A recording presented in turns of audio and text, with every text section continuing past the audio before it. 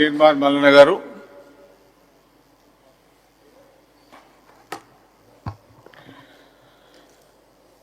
నమస్కారం sir. Governor గారికి ధన్యవాదాలు తెలిపేటువంటి తీర్మానంలో మాట్లాడే అవకాశం కల్పించినందుకు సార్ నిన్న గవర్నర్ గారు మాట్లాడినటువంటి ప్రసంగంలో మొదటి పేజీలో చాలా అద్భుతమైనటువంటి వర్డ్, ప్రభుత్వం కేవలం పరిపాలన మాత్రమే కాకుండా ఒక భవిష్యత్తును రూపొందిస్తున్నది అనేటువంటి పాయింట్ను పెట్టినారు సార్. సో ఈ భవిష్యత్తును రూపొందించే కార్యక్రమాలు ఏమున్నాయి అనేటువంటి విషయాలు చర్చించుకోవాల్సినటువంటి అవసరం ఉంది సార్. అలాగే ఈ కార్యక్రమం ఇందులో భాగంగా సార్ గవర్నర్ గారి స్పీచ్లో భాగంగా ఒకసారి చూస్తే సార్ ఇక్కడ క్లియర్గా $3 ట్రిలియన్ ఎకానమీకి సంబంధించినటువంటి అంశం గురించి గవర్నర్ గారి ప్రసంగం నుంచి ప్రభుత్వం చెప్పించింది సార్. $3 ట్రిలియన్ ఎకానమీ అంటే సార్ చైనాను దాటాలి సార్. మనం చైనా గ్రోత్ రేటును దాటాలి. ఇది ఇంపాసిబుల్ సార్. ఎందుకు ఇంపాసిబుల్ అంటే సార్ కేవలం నోటి మాటలు కాదు సార్, లెక్కలతో చూసుకుంటే సార్ ఏడాదికి 14% గ్రోత్ రేట్ అవసరం సార్. ఇది ప్రపంచంలో ఇప్పటి వరకు జరగలేదు సార్. ఒకవేళ జరిగితే వరల్డ్ రికార్డే సార్. ఇక $3 ట్రిలియన్ కావాలంటే సార్ కనీసం 1 ట్రిలియన్ పెట్టుబడి కావాలి సార్. అంటే సుమారు 80 నుంచి 85 లక్షల కోట్ల రూపాయల పెట్టుబడి కావాలి సార్. 7 లక్షల కోట్ల అప్పులు ఉన్నాయి సార్. ఇంకా అంతకంటే ఎక్కువ ఉన్నాయి. 40-45 వేల కోట్ల రూపాయల వడ్డీలు కడుతున్నాం సార్. మనం రోజు రొక్కం బలాదూరు కథ మనది. ఇవాళ తెచ్చుకుంటే తప్ప ఇవాళ మళ్ళా పూటకు వెళ్ళినటువంటి పరిస్థితి. మనం $3 ట్రిలియన్ ఎకానమీ గురించి మాట్లాడుకుంటున్నాం సార్. ఆశపడడం తప్పు కాదు సార్. ఎవరికైనా విజన్ ఉండాలి సార్. కానీ ఈ ప్రసంగంలో ఎట్లుందంటే సార్ ప్రభుత్వ వాదన జూట్ బోల్తే హీ విజన్ బడావునా చాయి అన్నట్టుంది. కథ అట్లా కనిపిస్తా ఉంది సార్. జిఎస్డిపిలో కూడా సార్ జిఎస్డిపిలో 50% హైదరాబాద్ నుంచి ఉంది సార్. ఇప్పుడు హైదరాబాద్ నుంచి 50% సార్. చాలా గమ్మత్తి విషయం సార్. క్యూరు ఇంకో రేరు అని ఇవి పెట్టినారు కదా సార్. ఇక్కడ ఈ హైదరాబాద్ క్యూర్లు రేర్లు అన్ని కలుపుకుంటే కూడా సరిపోదు సార్. ఈ 3 ట్రిలియన్ ఎకానమీకి సైజు పెరగాలి సార్. అది చాలా 3 ట్రిలియన్ ఎకానమీ అంటే సార్ 1.5 కోట్ల ఉద్యోగాల సృష్టి సార్. అలాగే 3 ట్రిలియన్ ఎకానమీ కావాలంటే సార్ ప్రస్తుతం ఉన్న జిఎస్డిపి 17 లక్షల కోట్లు ఉంది సార్. మనది 250 లక్షల కోట్లు కావాలి సార్. అంటే ఇప్పుడున్న దానికంటే 233 లక్షల కోట్లు ఎకానమీ పెరగాల్సి ఉంటుంది సార్ 22 ఏళ్లలో. అది కూడా సార్ 3 ట్రిలియన్ ఎకానమీ కావాలంటే సార్ ఇప్పుడున్న ఐటీ సెక్టార్ ఏదైతే ఉందో సార్ 3 టైమ్స్ కావాలి సార్ ఎక్కువ. అలాగే మ్యానుఫ్యాక్చరింగ్ రంగం 5 రెట్లు పెరగాలి సార్. ఫార్మా రంగం 4 రెట్లు పెరగాలి సార్. అగ్రికల్చర్ డబుల్ కావాలి సార్. ఎక్స్పోర్ట్స్ 6 రెట్లు పెరగాలి సార్. ఇది అయితే మనం అనుకున్నటువంటి $3 ట్రిలియన్ ఎకానమీ సాధ్యపడుతుంది సార్. గవర్నర్ గారి ప్రసంగంలో ప్రభుత్వం దగ్గర ఇట్లాంటి రోడ్ మ్యాప్ ఏమైనా ఉందేమో తెలియదు కానీ చెప్పలేదు ఆ మాట. కానీ ఒకవేళ అది కావాలంటే మాత్రం ఇది కావాలి సార్. సార్ తెలంగాణ రెవెన్యూ ఇప్పుడు 1.5 లక్షల కోట్లు సార్ రెవెన్యూ, అప్పులు అవి కాకుండా. ఒకవేళ $3 ట్రిలియన్ ఎకానమీ కావాలంటే రెవెన్యూ 15 లక్షల కోట్లు కావాలి సార్ ప్రతి ఏడాది. సార్ ఇక ఈ గవర్నర్ గారి ప్రసంగంలో అసలు ఈ $3 ట్రిలియన్ సంబంధించినటువంటి పెట్టుబడులు ఎంత, ఉపాధి ఎంత, పరిశ్రమలు ఎంత, అప్పులు ఎలా తగ్గిస్తారు, వీటిపైన క్లారిటీ లేదు సార్ గవర్నర్ గారి ప్రసంగంలో. ముందు ఈ ప్రశ్నలకు రాష్ట్ర ప్రభుత్వం కొంత సమాధానం చెప్పాల్సినటువంటి అవసరం ఉంటుంది సార్. సార్ ఇక పట్టణ జనాభా సార్, ప్రస్తుతం పట్టణ జనాభా 46.8% ఉంది సార్. రాబోయే రోజుల్లో అది 5 ఏళ్లలో 53.8% పెరుగుతుందని చెప్పి అంటున్నారు సార్. మరి జనాభా పెరుగుతూ ఉంది సార్. జనాభా పెరుగుతూ ఉంటే పట్టణాలు కూడా విస్తరించాల్సినటువంటి అవసరం ఉంటుంది, ప్రజలకు సౌకర్యాలు పెంచాల్సినటువంటి అవసరం ఉంటుంది, మౌలిక వసతులు, విద్యా వసతులు, జీవన ప్రమాణాలకు సంబంధించిన అన్ని రకాలుగా వసతులు పెరగాలి సార్. మరి దానికి సంబంధించినటువంటి ప్రణాళిక గవర్నర్ గారి ప్రసంగంలో పూర్తి స్థాయిలో లేదు సార్. అయితే ఇక్కడ ఔటర్ రింగ్ రోడ్ లోపల ఉన్నటువంటి విభాగం అంతా సేవల రంగం, ఇందులో ఉన్నటువంటి పరిశ్రమలన్నీ ఔటర్ రింగ్ రోడ్ అవతలకంట. ఎందుకయ్యా అంటే ఇక్కడ కాలుష్యం పెరిగిపోతుంది, ప్రజలకు ఇబ్బంది అవుతుంది. ఔటర్ రింగ్ రోడ్ అవతల ప్రజలు లేరా సార్? ఔటర్ రింగ్ రోడ్ అవతల కూడా ప్రజలు ఉన్నారు కదా. మరి ఈ పెంట అంతా ఎత్తుకొచ్చి మాత్రం పోస్తారా సార్? ఇంకా కొన్ని విషయాలు సార్. ఇక హైడ్రా గురించి మనం 12వ పాయింట్గా మాట్లాడుకున్నాం సార్ గవర్నర్ గారి ప్రసంగంలో. హైడ్రా వచ్చిన తర్వాత కొన్ని చెరువులు కబ్జా నుంచి విడిపించినారు, చాలా వాటిని రక్షించినారు అని చెప్పింది సార్. వాస్తవం కూడా సార్, వాస్తవం కూడా. కొన్ని చెరువులు బాగుపడ్డ మాట వాస్తవం, కబ్జాల చెర నుంచి విడిపించిన మాట వాస్తవం సార్. కానీ హైడ్రా మీద హైకోర్టులో 700 కేసులు ఉన్నాయి సార్. ఇప్పుడు హైడ్రా కమిషనర్ గారి మీద హైకోర్టు కంటెంప్ట్ కేసులు 31 ఉన్నాయి సార్ ఈ రోజుకి. హైడ్రా కొంత అత్యుత్సాహంగా పనిచేస్తుందా ఏందనేటువంటి ఒక వాదన వినిపిస్తా ఉంది సార్. చేయాల్సిన దానికంటే ఎక్కువ చేసి మేము మీ దాంట్లో కూలగొడతాం, మీరు నిరూపించుకోరు, ఇక మీరు బోర్డు బాటిలేసిపోతాం, మీరు నిరూపించుకోరంటే ఆయన రాత్రిలో లేకపోతే ఇంకేదో లంచ్ మోషనో లేకపోతే హౌస్ మోషన్ పిటిషన్లు వేసుకొని అప్పటికప్పుడు స్టేలు తెచ్చుకోవాల్సినటువంటి పరిస్థితి సార్.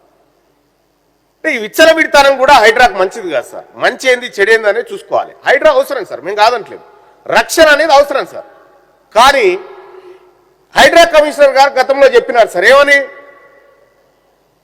మేమే అడిగినాం, చాలా మంది అడిగితే ఫాతిమా కాలేజీకి సంబంధించి అందులో విద్యార్థులు చదువుతున్నారు, అది ఇప్పుడు వాళ్ళ దృష్ట్యా విద్యా సంవత్సరం అయిపోయిన తర్వాత చేస్తాం అనేటువంటి మాట చెప్పినారు సార్. విద్యా సంవత్సరం అయిపోయింది, మళ్ళా విద్యా సంవత్సరం అయిపోయింది. ఫాతిమా కాలేజ్ కో న్యాయం, మిగతా వాళ్ళకి ఇంకో న్యాయమా సార్? ఇది ఎక్కడి కథ సార్? చెరువులు కాపాడబడితే అన్ని చెరువులు కాపాడబడాలి కదా. మనకు అనుకూలమైన వాళ్ళ చెరువులు వాళ్ళు కబ్జా పెట్టుకున్న చోట కాపాడమంటే కుదరదుగా సార్. అలాగే సార్, ఇక మూసీ ప్రక్షాళన సార్. మూసీ ప్రక్షాళన పేరు మీద రాష్ట్ర ప్రభుత్వం కార్యక్రమం తీసుకుంది. మూసీని ప్రక్షాళన చేయడం వల్ల మూసీ బాగా అవుతుందని దానికి ఒక విజన్ డాక్యుమెంట్ కూడా తీసుకొచ్చారు సార్. మూసీ ప్రక్షాళన ఎట్లెట్లా చేయాలని దాంట్లో ఆ డాక్యుమెంట్లో మరి అది ఎవరు తయారు చేసినా అందులో పెట్టింది ఏమని పెట్టిరంటే సార్, ఈ బఫర్ జోన్లో ఉన్నటువంటి వాటిని అన్నింటినీ స్వాధీనం చేసుకొని, బఫర్ జోన్లో ఎందుకు స్వాధీనం చేసుకుంటారు సార్? రేపు పొద్దుగాల రావాల్సిన వరద కంటే ఎక్కువ వచ్చినప్పుడు అవి మునిగిపోతాయి అనేది ఉద్దేశం సార్. అవి తీసుకోనట ఆడ ఏం కట్టిస్తారట సార్ అంటే హంపి థియేటర్స్, పార్కులు, ప్లాజాలు కడతారట సార్. ఇవి మునిగాయా సార్? ఇల్లు మునుగుతాయి కానీ ఇవి మునిగాయా? ఇవి కూడా మునుగుతాయి కదా సార్. మరి ఇక సార్ దానికి డిపిఆర్ అయితే ఇప్పటి వరకు నేను చూడలేదు సార్. డిపిఆర్కు సంబంధించినటువంటి ఆమోదాలు ఉన్నాయా? పర్యావరణ క్లియరెన్స్లు ఉన్నాయా? నది సహజ ప్రకృతిని, సహజ ఆకృతిని డిస్టర్బ్ చేసేటువంటి కార్యక్రమాలు జరుగుతూ ఉన్నాయా? పర్యావరణ క్లియరెన్స్లు ఉన్నాయి? ఇవేమీ లేవు సార్. ఒక ఫేజ్ విడుదల చేసారు, దానికి 6,000 కోట్లు ఏమో పెడుతున్నామని చెప్తా ఉన్నారు సార్. నిజంగా ప్రణాళికబద్ధంగా చేసేది ఉంటే చాలా పకడ్బందీగా అన్ని అనుమతులతో చేయాలి సార్. ఇక్కడ సార్ 2.5 TMC లేదో దీనికోసం అంటారు. ఇది ఒక్కసారికైనా లేకపోతే శాశ్వత అలొకేషన్ ఉంటుందా? చేస్తే అడికేలు చేస్తారు సార్. గోదావరా, కృష్ణానా, లేకపోతే ఇంకెక్కడి నుంచి అన్నా సార్, ఇది తేలాల్సినటువంటి అంశం సార్. ఇక సార్ ఇంకా చాలా గమ్మత్ విషయం ఏంటంటే మంత్రి గారు పోయినారు, వ్యవసాయ శాఖ మంత్రి గారు సార్. ఇక శంషాబాద్ ఆయన టాపిక్ కూడా ఉంది. శంషాబాద్ బుల్లెట్ ట్రైన్ హబ్గా మారబోతుందని చెప్పినారు సార్. సార్ శంషాబాద్ బుల్లెట్ ట్రైన్గా మారబోతున్నది సంతోషమే సార్. అది ఇప్పుడు కాదు, 2030 దాకా అయ్యే పరిస్థితి అయితే లేదు సార్. ఎందుకంటే ఏ అంచనా వేసినా కూడా ముంబై, అహ్మదాబాద్కి సంబంధించినటువంటి తీసుకుంటే సార్ 1 కిలోమీటర్కి 200 కోట్ల రూపాయలు ఖర్చు అవుతుంది సార్. దాంట్లో స్టేట్ కాంట్రిబ్యూషన్ కూడా ఉంటుంది సార్. మళ్ళా మరి మన తాన పరిస్థితి ఖజానా సంగతి మనందరికీ తెలుసు కాబట్టి మరి ఇవి ఎక్కడి నుంచి తెస్తారో తెలియదు. ఇక సార్ ఇక దీని మీద కూడా గవర్నర్ గారి ప్రసంగంలో ఏం లేదు సార్. సార్ ఇక గమ్మత్ విషయం ఏంటంటే సార్, గవర్నర్ గారి ప్రసంగంలో 26వ పేజీ సార్, 26వ పేజీలో సార్ సులభతర వాణిజ్య మదింపులో తెలంగాణ టాప్ అచీవర్ గా ఉందని గవర్నర్ గారి ప్రసంగంలో ఉంది sir.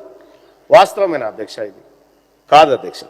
Department for promotion of industries and internal trade సంస్థ విడుదల చేసిన business reports action plan 2024 report లో తెలంగాణ 16వ స్థానం సార్. 27వ పాయింట్ తీసుకుంటే sir, Telangana overseas manpower company limited టాంకాయలో వీళ్ళు ఏం చెప్పినంటే సార్, మేము ఇక్కడ తెలంగాణ ప్రాంతంలో చాలా మందిని దరఖాస్తు చేసుకున్నటువంటి వాళ్లకు శిక్షణ ఇచ్చినాం. శిక్షణ ఇచ్చి నర్సింగ్ లో కానీ ఇతర ఉద్యోగాల్లో శిక్షణ ఇచ్చి విదేశాలకు పంపినాం, యూకేకు పంపినాం, కెనడాకు, జపాన్కు, జర్మనీకి, యూఏఈకి పంపినాం అని చెప్పి పెట్టుకున్నారు సార్. ఇలా 16 దేశాలకు పంపినామని చెప్పి ఇలా పెట్టింది సార్. ఎంతమందిని పంపినాడు సార్ అంటే 13,930 మందిని ఇప్పటి వరకు మనం ఇక్కడి నుంచి ఈ టామ్కామ్ ద్వారా విదేశాలకు పంపినట్టుగా చెప్పుకున్నాం సార్. కానీ టామ్కామ్ వెబ్సైట్ ఏం రాసుకుందో తెలుసా సార్? మేము ఇప్పటి వరకు 3,296 మందిని పంపినామని చెప్పుకున్నాం సార్.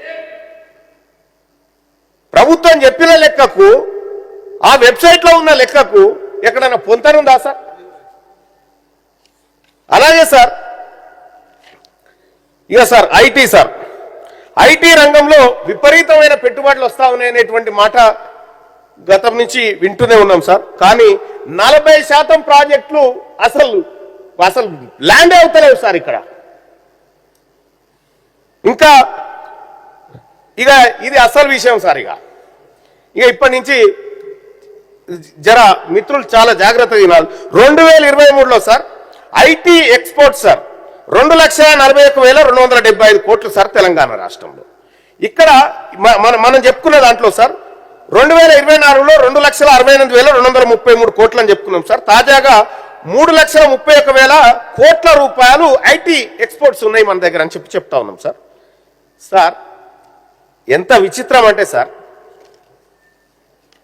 ఇగో ఇది సార్ 2025 తమరే ఆ రోజు వేదిక మీద కూర్చున్నారు సార్. గవర్నర్ గారి ప్రసంగం సార్, ఇది జిష్ణుదేవ్ వర్మ గారి ప్రసంగం సార్ 2025 సార్.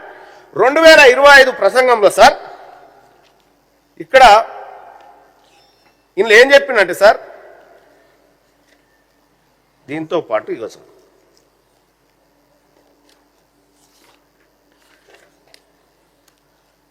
సార్ ఇక్కడ 2024లో 9,46,285 ఉద్యోగాలు ఉన్నాయి సార్ ఐటీ రంగంలో మన దగ్గర. 9,46,285 ఉద్యోగాలు సార్. ఇప్పుడు తాజా ప్రసంగంలో ఏం చెప్పుకున్నాం తెలుసా సార్? ఎన్ని ఉద్యోగాలు అని చెప్పినామంటే మన ప్రభుత్వం 9,39,000 ఉద్యోగాలు ఉన్నాయని చెప్పింది సార్. ఒక్క ఏడాదిలోనే దాదాపు 7,285 ఉద్యోగాలు పోయినాయి అని చెప్తుంది సార్ ఈ ప్రసంగం. ఐటీ రంగంలో 7,285 ఉద్యోగాలు పోయినాయి ఒక ఏడాదిలోని గవర్నర్ గారి ప్రసంగం ద్వారా తెలుస్తా ఉంది సార్. ఇది సార్ ఇంకంతేకాదు సార్,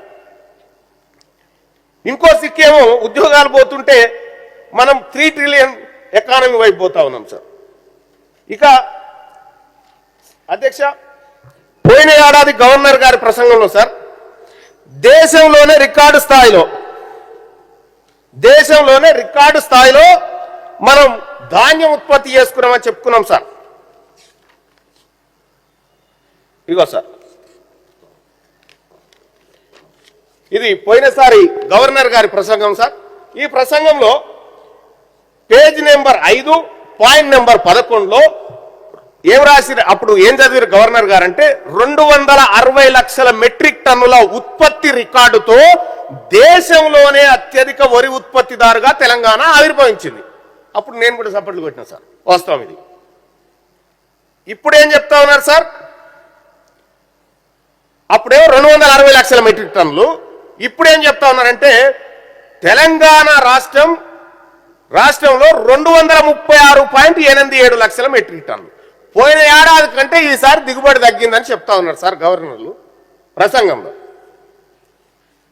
ఇవి ఇవి ఇవి గవర్నర్ గారు లెక్కలే సార్. అధ్యక్ష, పోయినసారి కంటే ఈసారి దిగుబడి 23.13 లక్షల మెట్రిక్ టన్నులు తగ్గింది అని గవర్నర్ గారి ప్రసంగం ద్వారా బయటపడ్డది సార్. ఇగో ఇవన్నీ బయట పెట్టినందుకు గవర్నర్ గారికి ధన్యవాదాలు తెలియజేయాలి సార్. ఈ విషయంలో సార్ ఇంకొకటి సార్, తెలంగాణ రాష్ట్రంలో చాలా విచిత్రమైనటువంటి విషయం సార్. తెలంగాణ రాష్ట్ర జిఎస్డిపి 17.82 లక్షల రూపాయలని చెప్పారు సార్. దీంట్లోనే సార్ పర్ క్యాపిటల్ ఇన్కమ్ 4,18,931 రూపాయలు పర్ క్యాపిటల్ అని చెప్పారు సార్. ఇది కేవలం అంకెలు చెప్పడం కాదు సార్.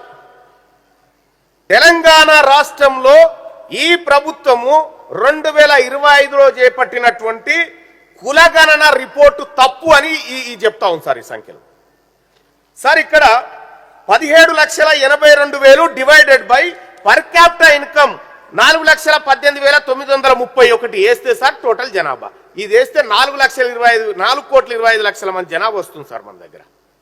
మరి మన ప్రభుత్వం ఏమో 3,74,00,000 మంది ఉన్నారని ప్రభుత్వం చెప్పారు. మరి ఈ 50 లక్షల మంది ఆడికెళ్ళి వచ్చారో తెలియదు సార్. ఈ ప్రభుత్వం చెప్పిన లెక్కలు సార్. సార్ ఇక ఇంకొకటి సార్, 2025 గవర్నర్ గారి ప్రసంగంలో సార్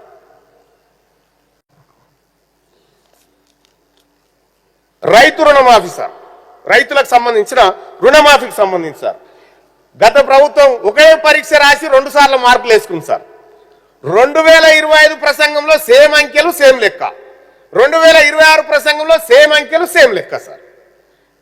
మరి ఇప్పుడు కొత్తగా రైతాంగం తీసుకున్నటువంటి అప్పుల గురించి గవర్నర్ గారి ప్రసంగంలో లేదు సార్. వాటిని మాఫీ చేస్తారా చేయరా అనేటువంటి విషయం అందులో కనిపించట్లేదు సార్. ఏ సార్ ఇక అవే సార్ కొద్దిగా సమయం పడుతుంది సార్. అయితే గత గవర్నర్ గారి ప్రసంగంలో సార్ పాయింట్ నెంబర్ 14లో ఇందిరమ్మ ఆత్మీయ భరోసాని పథకం పెట్టి భూమి లేని పేదలకు ఏడాదికి 12,000 ఇస్తామని చెప్పారు సార్. పథకాన్ని ప్రారంభించిన ఏడాదిలోనే సార్ ఎక్కడ ఒక్కరికి కూడా లబ్ధిదారునికి ఇవ్వకుండా భూమి లేని పేదలకు ఒక్కరికి అనా పైసా ఇవ్వలేదు సార్. ఇప్పటికీ ఇందిరమ్మ ఆత్మీయ భరోసాను పథకం ప్రారంభించి జీవ సమాజ్ చేశారు సార్. సార్ ఇక 2025 నాటి గవర్నర్ ప్రసంగంలో సార్ ఇవే అంకెలు చెప్పారు, ఇదే కథ ఇదే స్టోరీ సార్. సార్ ఇక్కడ తెలంగాణలో రేషన్ కార్డుల కథ సార్ చాలా విచిత్రమైనటువంటి లెక్కలు సార్. తెలంగాణలో రేషన్ బియ్యం సరఫరా కాని ఇండ్లు 4.7% సార్. చాలా విచిత్రంగా ఉంటుంది ఇది. 95.3% ఇళ్లకు రేషన్ బియ్యం పోతున్నాయి సార్. 95.3% మంది ప్రజలు కంట్రోల్ బియ్యం మీద బతుకుతా ఉన్నారు సార్ మన తన. మరి దేశం ముందుకు పోతుందా వెనక్కి పోతుందా తెలియదు సార్. సార్ ఇక్కడ 2015లో సార్ 87.57 లక్షల రేషన్ కార్డులు ఉన్నాయి సార్. 2026 వచ్చేసరికి 1,05,00,000కు చేరినాయి సార్ రేషన్ కార్డులు. 1,05,00,000కు చేరినాయి అంటే తెలంగాణ రాష్ట్రంలో 2015లో 2.86 కోట్ల మంది రేషన్ బియ్యం తిన్నారు సార్. ఇప్పుడు సార్ 3,38,00,000 మంది తింటా ఉన్నారు సార్. 3,38,00,000 మంది రేషన్ బియ్యం తింటా ఉన్నారు సార్. ప్రత్యేక రాష్ట్రం ఏర్పడి 52 లక్షల మందిని పేదవాళ్ళుగా తయారు చేసినామని ఆ ప్రభుత్వం ఈ ప్రభుత్వం కలిపి చెప్తా ఉన్నాయి సార్. విచిత్రమైందంటే సార్ తెలంగాణ మొత్తం జనాభా సర్కార్ లెక్కల ప్రకారం 3,54,77,554 సార్. రేషన్ బియ్యం తింటున్న వాళ్ళు 3,38,00,000 అని చెప్పి గవర్నర్ గారి ప్రసంగంలో పెట్టి సార్. ఇక మిగిలింది 16 లక్షల మందే సార్. మిగిలింది 16 లక్షల మందే సార్. వాళ్ళేం పాపం చేసిరు సార్, వాళ్ళకు కూడా ఇచ్చేస్తే సంపూర్ణ రేషన్ కార్డుల తెలంగాణ, సంపూర్ణ పేదరిక తెలంగాణగా మనం సమర్పించుకోవచ్చు సార్. సార్ ఈ లెక్కలన్నీ సరిపో అధ్యక్ష. మనం రాష్ట్రం పేదరికం వైపు ఎట్లా బుల్లెట్ ట్రైన్ అంత వేగంగా దూసుకుపోతున్న సంగతి సార్. ఇక 43వ పాయింట్ చూస్తే సార్ 4.5 లక్షల ఇండ్లు నిర్మిస్తామని చెప్పారు సార్. ఇందిరా ఇల్లు 1,25,464 ఇండ్లను కనీసం పునాది కూడా తీయలేదు సార్. ఇంకా కనీసం పునాది తీయలే.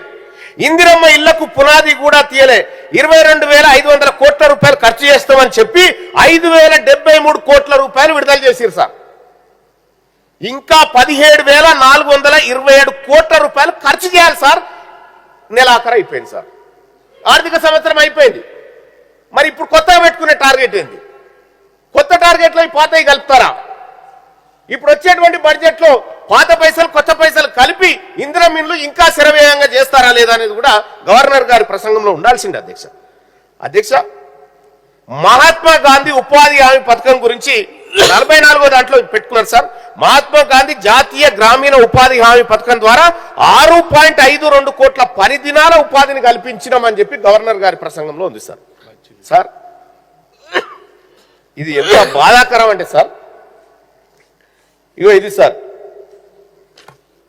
Telangana socio economic outlook 2024 sir, page number 149 sir. ఇది ఇందులో the MGNREG scheme provided wage employees to 40.62 lakh seekers generating 12.09 crore persons day. 12.9 లక్షల పని దినాలను కల్పించడం చెప్పి 2024లో ప్రభుత్వం సోషియో ఎకనామిక్ అవుట్లుక్ లో పెట్టింది సార్. ఇదే ప్రభుత్వం sir 2025 Telangana socio economic outlook లో ఏం పెట్టింది సార్? 10.70 లక్షల పని దినాలను కల్పించమని చెప్పి పెట్టింది సార్. 2004లో 12 కోట్ల పని దినాలు, 2005లో 10 కోట్ల పని దినాలు. తాజాగా సార్ ఇందులో గవర్నర్ గారి ప్రసంగంలో పెట్టింది సార్ 6.52 కోట్ల పని దినాలంటే సార్ 5.57 లక్షల పని దినాలను పేదవాళ్ళకు దూరం చేసింది సార్ ఈ ప్రసంగం ద్వారా. ఈ ప్రసంగంలో కనిపిస్తా ఉంది సార్ క్లియర్ గా. నేను కొత్తగా చెప్తుంది కూడా కాదు సార్. అంటే ఈ ప్రభుత్వం NREGS స్కీమ్ ఏదైతే ఉందో దాంట్లో పేదవాళ్లను ఆ పథకానికి దూరం చేస్తున్నట్టుగా కనిపిస్తా ఉంది. దానికి కారణాలు వేరే కావచ్చు సార్. కేంద్ర ప్రభుత్వం స్కీమ్ల పేర్లు మార్చి వాటాలు మొత్తం మీరే చూసుకోవాలనేటువంటిది ఇవి కావచ్చు, నేను కాదంటలేను సార్. కానీ పేదవాళ్ళకు మాత్రం ఈ పని దూరం అయిపోతా ఉంది సార్. ఒకప్పుడు కరువు పనిగా చెప్పుకుంటున్నటువంటి ఈ పనికి అసలు ఈ కరువు పనే కరువులో పడ్డా సార్. సార్ ఇంకా కంక్లూడ్ చేయండి. చేస్తాను సార్. ఇంకా సార్ ఇక 46వ పాయింట్ చూసుకుంటే సార్ మహిళలకు ఉచిత బస్సు ప్రయాణం సార్ విషయంలో రాష్ట్ర ప్రభుత్వం చాలా ఉచిత ప్రయాణాలు చేసిందని ఇవాళ పుత్ర కూడా రాష్ట్ర ప్రభుత్వం చెప్పింది సార్. ఓకే సార్, కాదంటలేం, మంచి కార్యక్రమం చేయాలి. ఈ స్కీమ్ ఎల్లకాలం బతకాలి. మా ఆడబిడ్డలందరూ ఫ్రీగా ఉచిత బస్సుల్లో తిరగాలి. దానికి రాష్ట్ర ప్రభుత్వం చేసినటువంటి కృషికి రాష్ట్ర ప్రభుత్వానికి ధన్యవాదాలు తెలియజేస్తా ఉన్నాం సార్. సేమ్ టైం ఆర్టీసీ బతికితే ఇది జరుగుతుంది సార్. ఆర్టీసీ బతికితే ఇది జరుగుతుంది. సరే, ఇన్ని కోట్లకు సంబంధించిన 9,222 కోట్ల బస్సు కిరాయిలు ఆదా చేసినామని మనం ఇందులో చెప్పుకున్నాం సార్. మరి ఇంతవన్న డబ్బు ఆర్టీసీకి ముట్టిందా లేదా అనేది మాత్రం ఇందులో చెప్పలేదు సార్.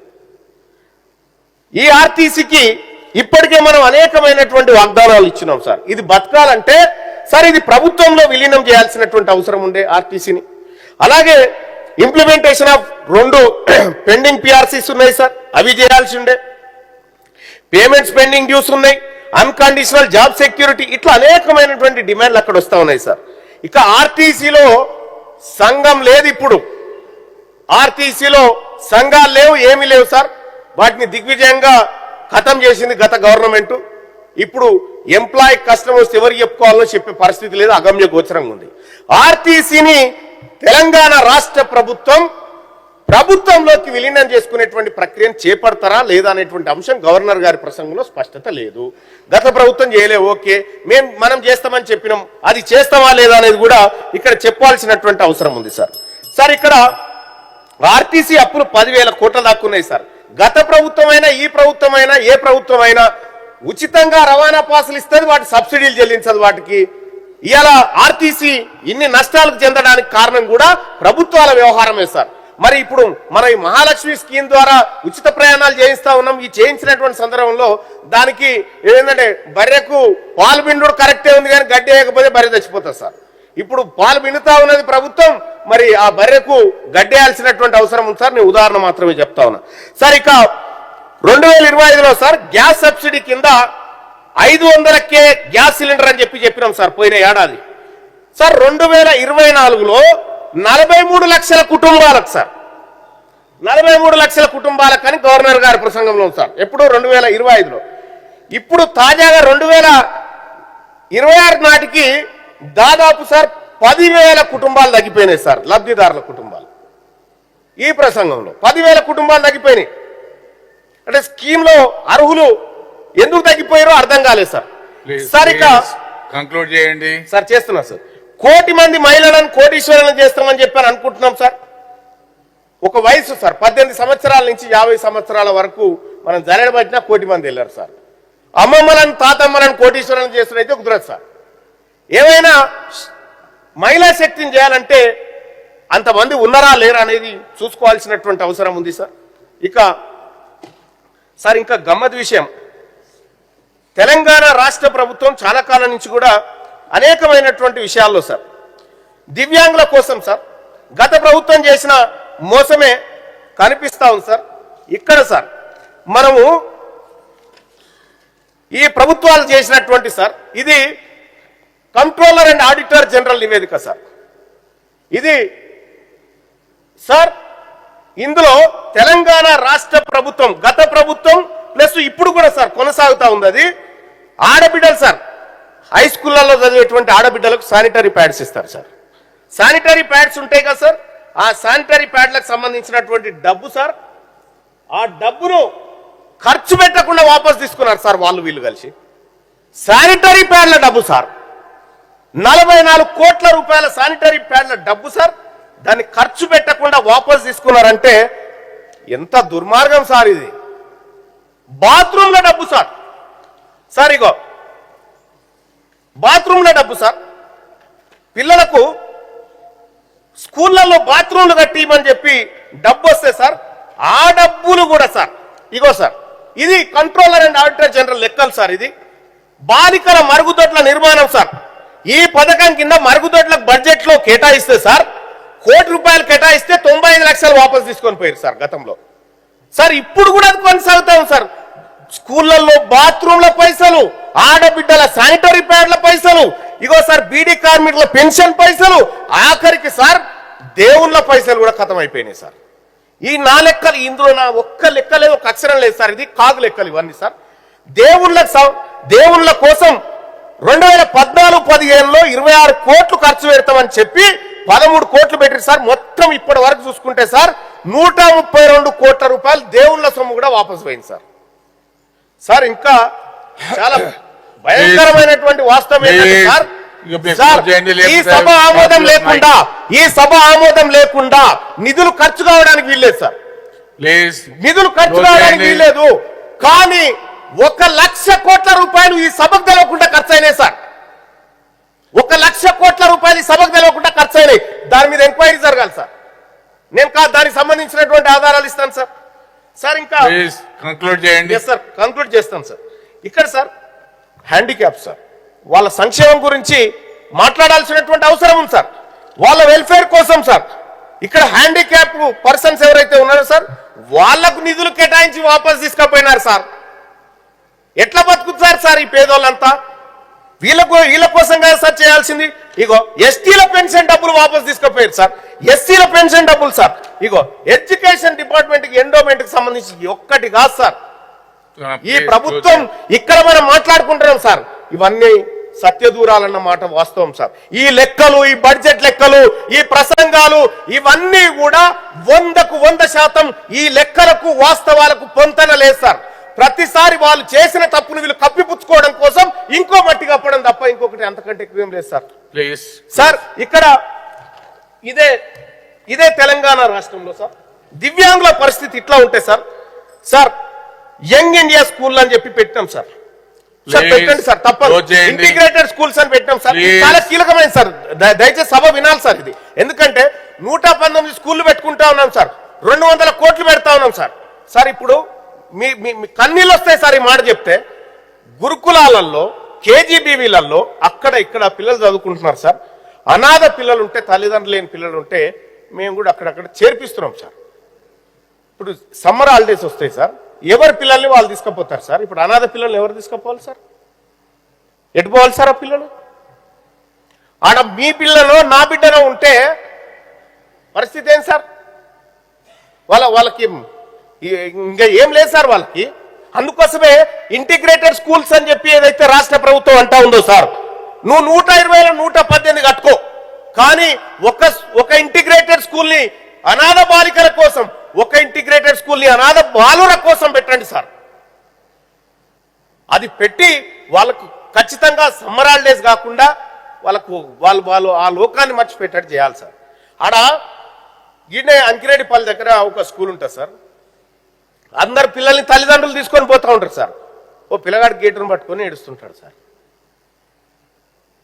మరి ఈ సూచన ఒకసారి ప్రభుత్వం పరిశీలించాలి సార్.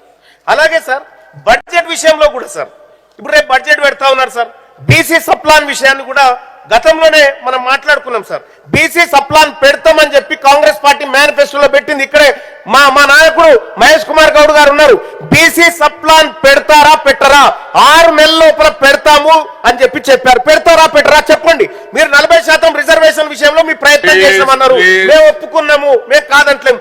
బీసీ సప్లాన్ పెట్టడానికి రాష్ట్ర ప్రభుత్వం ఎక్కడ కూడా గవర్నర్ గారి ప్రసంగంలో లేదు. ఎందుకు లేదు? బీసీలకు ఇచ్చినటువంటి కామారెడ్డి హామీ డిక్లరేషన్లు ఎందుకు కనుమరుగైపోయినాయి గవర్నర్ గారి ప్రసంగం నుంచి? నేను ఈ రాష్ట్ర ప్రభుత్వాన్ని స్పష్టంగా అడుగుతా ఉన్నా సార్. నాకు బీసీల కంటే ప్రభుత్వం ఎక్కువ కాదు సార్. నేను క్లియర్ గా అడుగుతా ఉన్నా, బీసీ సప్లాన్ విషయంలో మీ ప్రభుత్వం ఏదో ఒకటి చెప్పండి, లేదు అంటే మేము చేయమని చెప్పండి. కానీ మా కోసం 20,000 కోట్ల రూపాయలు ప్రతి ఏడాది ఖర్చు పెడతామని చెప్పినటువంటి ప్రభుత్వం ఒక ఏడాది 9,000 కోట్లు పెట్టి 3,000 కోట్లు ఖర్చు పెట్టలే. మొన్న 11,400 కోట్లు పెట్టి తమరే చూసిరు అధ్యక్ష, 2,500 కోట్లు కూడా ఖర్చు కాలేదు అధ్యక్ష. మరి ఈ ప్రభుత్వం మా బీసీల కోసం ఉందా లేదా సార్? గత ప్రభుత్వం లెక్కనే మా కథ కూడా. మేము ఎందుకు ఈ ప్రభుత్వాన్ని బీసీలు విశ్వసించాలి సార్? సార్ అలాగే సార్ ఇంకా ఈ ప్రభుత్వం చెప్పినటువంటి ఒకటి సార్ చేస్తాను సార్. నెక్స్ట్ శంకర్ రాజు గారు ప్లీజ్. శంకర్ రాజు గారు